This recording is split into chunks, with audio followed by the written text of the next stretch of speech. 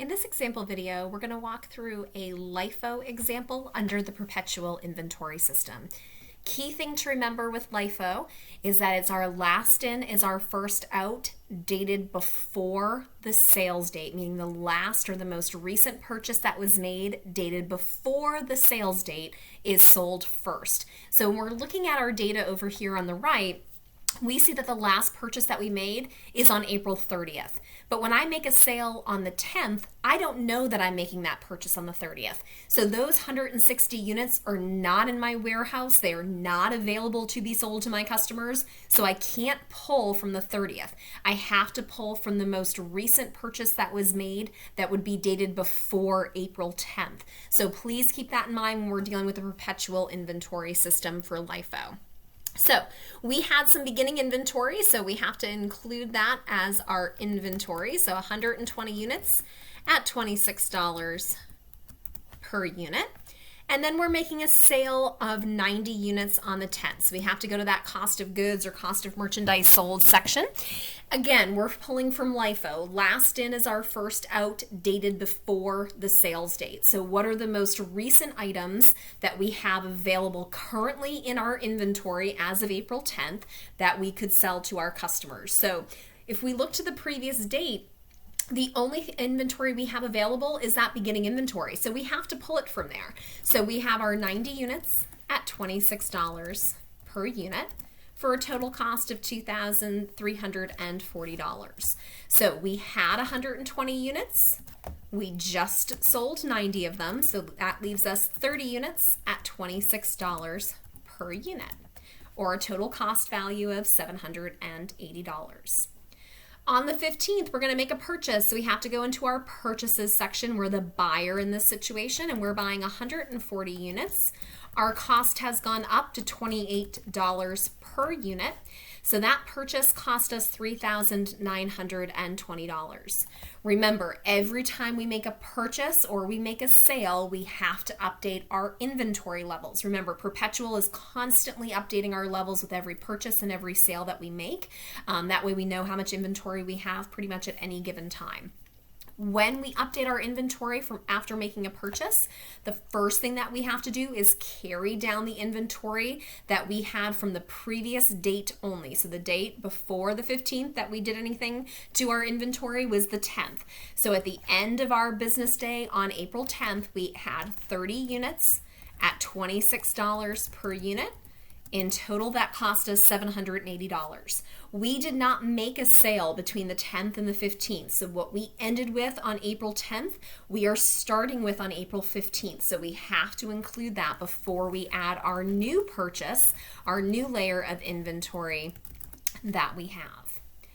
On the 20th, we're going to make a sale, and we're going to sell 110 units. So we have to go to our sold section here, and we're selling 110 units.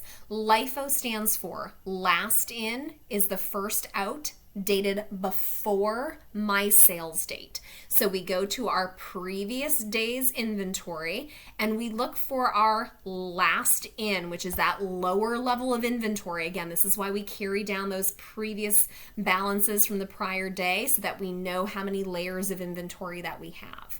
So our last in would have been our lowest level of inventory here, and that's from the purchase that we made most recently on April 15th. So there's 140 units that we had in that purchase, and we're only selling 110.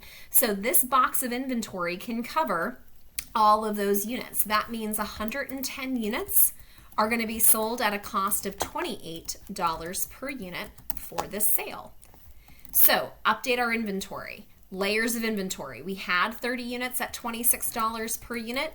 I didn't sell any of those, so I still have that layer of inventory.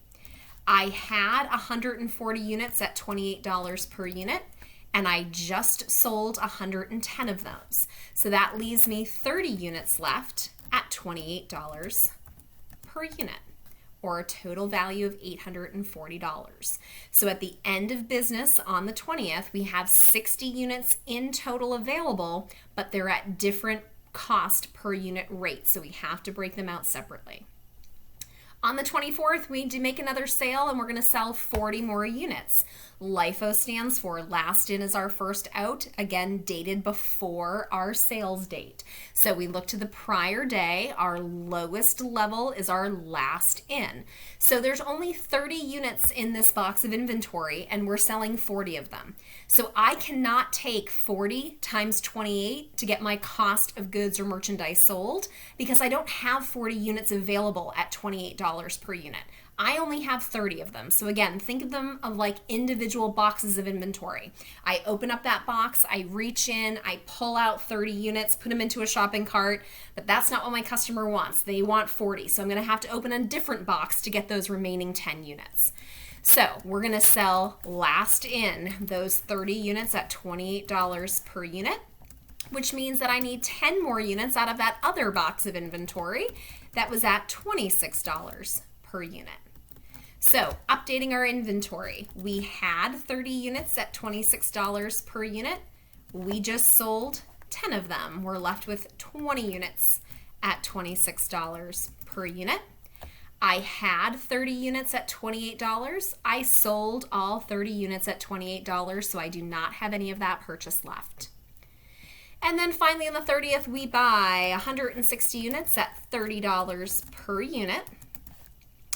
And we have to update our inventory. So we pulled down what we had in inventory from the previous date because nothing's happened to that inventory. That inventory still exists.